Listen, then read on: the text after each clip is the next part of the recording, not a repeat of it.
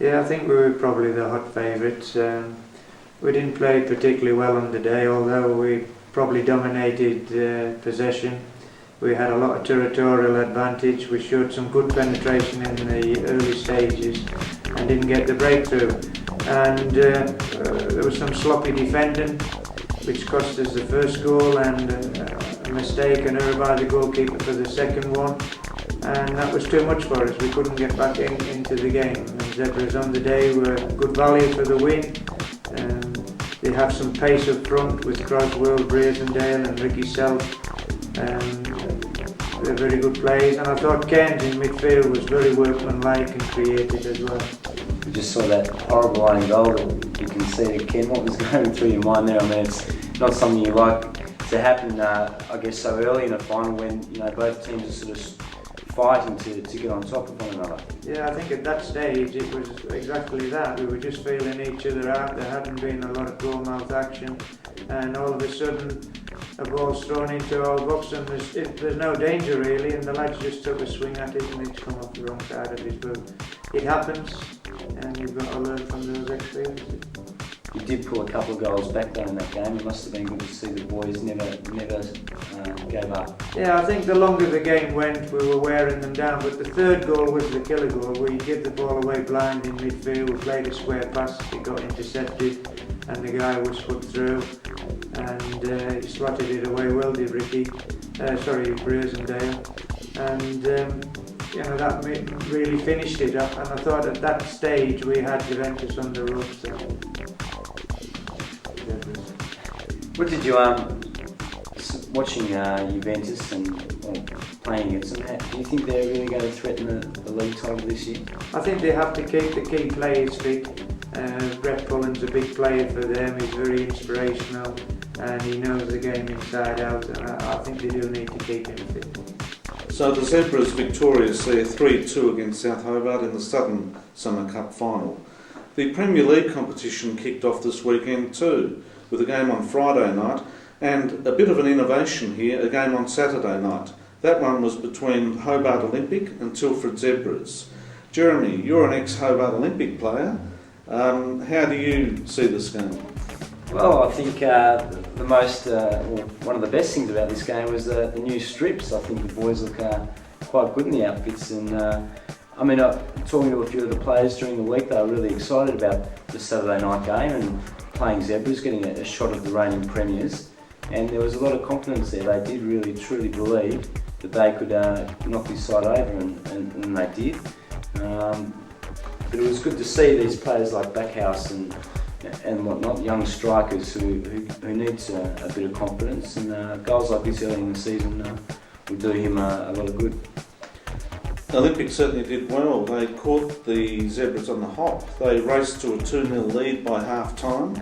They led 3-0, and then the Zebras started to come into their own. They got back to 3-1 and 3-2 with only 6 or so minutes left. I think if the game had gone for another 10 minutes, Olympic would have run out of steam and the Zebras may have snatched a point. But as it was, Hobart Olympic won 3-2. Yeah, and I think that just comes down to it's quite a young side, probably a little bit of mental probably issues, a bit more focus on the game you need in those last 10 minutes or so, because that's when you can let your guard down a little bit, and sides like Juventus who have a lot of players there, while there's quite a young squad, they're a very experienced squad. A lot of senior football between the players, and I think that's something that Hobart Olympic probably will have to work on, making sure they do see out the full 90 minutes.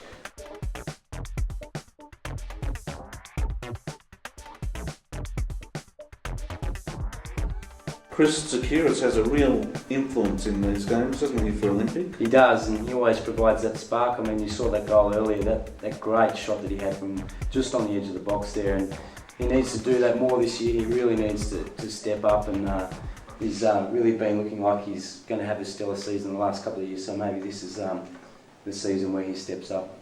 Well, Hobart Olympic there, winning 3-2. They've got their first 3 points. They finished third on the ladder last year, and they've made the perfect start now. Yeah, it's great to see.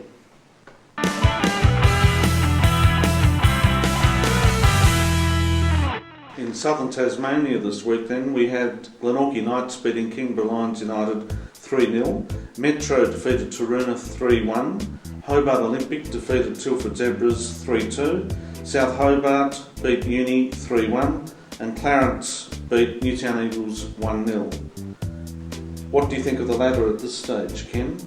Well, I think it's obviously very interesting to see that there's no big major shock results this weekend. I was looking, maybe that might have been a strange result, but everything there seems normal except maybe Zebras losing to Olympic.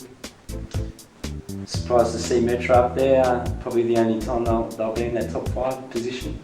Well, I have a lot of time for the Metro coach, Jamin Abdalatam, so I hope they do well, but I do think they'll be working hard at the bottom end of the ladder.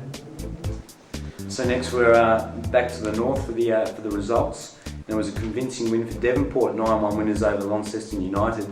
Prospect 4-1 winners over Burnie. Riverside also 4-1 winners over Launceston City. And Somerset 2-1 over the Northern Rangers. What's the ladder looking like, Jeremy? Well, of course, after the 9-1 win, you've got Devonport sitting there on top. Prospect in second, Riverside third, Somerset fourth, and Burnie in fifth. That's a handy goal difference to start the league with, isn't it, for Devonport? Not a bad way to start the year, Walter. What are your thoughts, Ken? Again, it's a good start from Devonport, and I do think Devonport and Somerset will be fighting it out at the end of the season. But it's going to be mighty tough down the bottom for Launceston United, and Launceston City this year have a very young side as well, so it'll be fighting at both ends of the table really. It seems to be the northwest coast is starting to dominate soccer in the north. What do you put that down to? I think they've started to come back into things. Somerset have had a good side for 2 or 3 seasons now, and it does look like Devonport have a youthful side. I can say I think Constantine's done a good job with Somerset. They've had a good development programme there, and Devonport have been working very hard with their young players. Well, I hope viewers have enjoyed this first program for 2008. The league was officially launched on Wednesday night at Hellenic Hall in North Hobart. There was a good attendance, and I'm sure the quality of football this coming season will be very good. We now switch back to Ross in Melbourne.